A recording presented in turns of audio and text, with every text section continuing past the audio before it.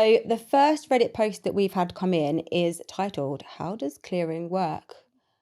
And I know when I first started at ARU, I was like, what is this clearing? I literally was a bit naive and just thought it was one time throughout the year, like one day. I didn't realise the extent of it. And like, clearing, are we going to have a spring clean of our cupboards? Or what's going on here? So how does clearing actually work? So this post reads, "Hi all. So after a few years out of school, I'm 21 now, I decided I want to go to uni. I got everything ready, applied before the deadline. However, it was rushed as it was a late decision on my part.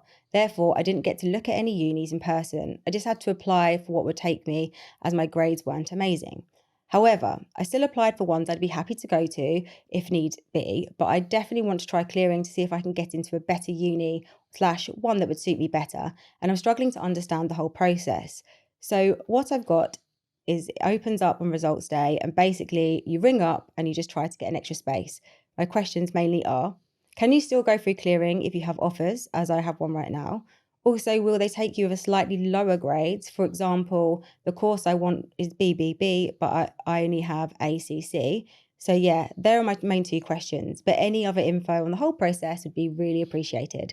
Sorry if this is a stupid question, but I just want to try and get a good understanding of it so I can take advantage fully of the process when it becomes available." I mean, there's no such thing as a stupid question. I mean, given my experiences of what I thought clearing was when I first started, I was very humbled when I found out the reality of it. So what's your take on that? How would you respond to this question? Clearing is opens normally at the beginning of July and runs sort of towards the second, third week of September, sometimes a bit longer depending on what the sort of student numbers are looking like.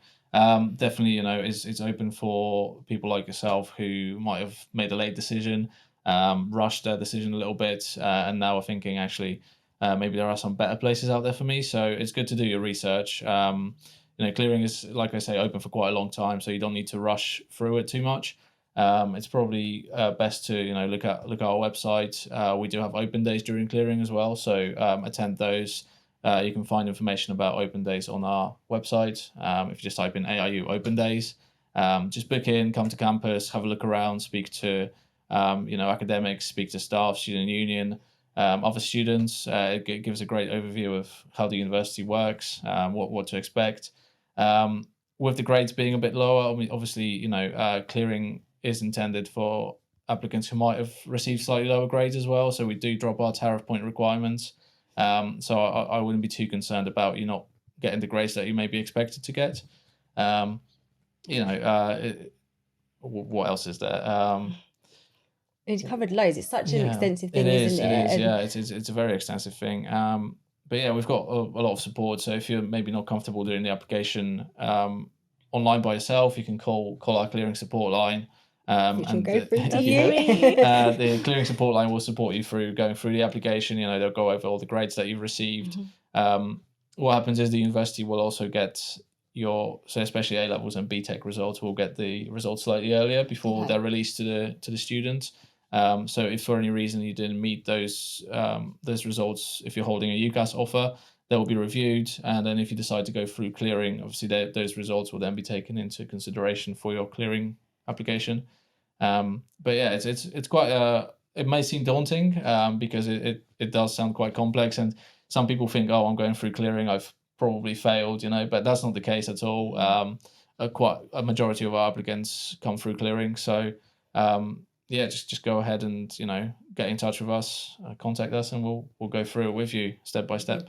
And you must get loads of phone calls coming in asking you questions similar to this. So how do you respond to those? Yeah, I guess it's just kind of like first you kind of ask people what sort of areas they're interested in to see what kind of courses they want to apply for. Some people they don't really know, they kind of just start from nowhere. So we just ask a couple of questions saying, okay, what have you currently studied? Is there anything you think you might want to do? And obviously a lot of people are worried, but I would say like try not to worry too much, which is really hard to do. Obviously a lot easier said than done, like anxious girlies here. But even my sister, she also went through clearing. So like I kind of know, obviously I don't know what it feels like directly, but I know what it kind of is like to go through that process as well, and seeing my sister through it. And she went through clearing for biomedical science, and then she transferred on to medicine. So, even if things don't work out the first time around, there's always sort of ways to get to where you want to be. So I would say just like don't give up on stuff. It's always worth giving a shot, you know, just give us a call if you're worried. Like if you're uncertain, you can speak to someone.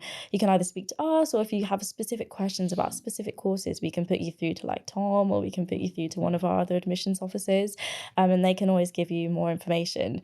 And there was like a thing about the open day as well. I would say, like, even though open days are, yes, nice, I didn't get to attend like a physical open day either, because it was like during COVID. So I only got to go to one online, and it turned out fine for me. So I'd say, like, it's not the be all end all if you don't manage to get to an open day. But our one is coming up soon. I think 6th of August.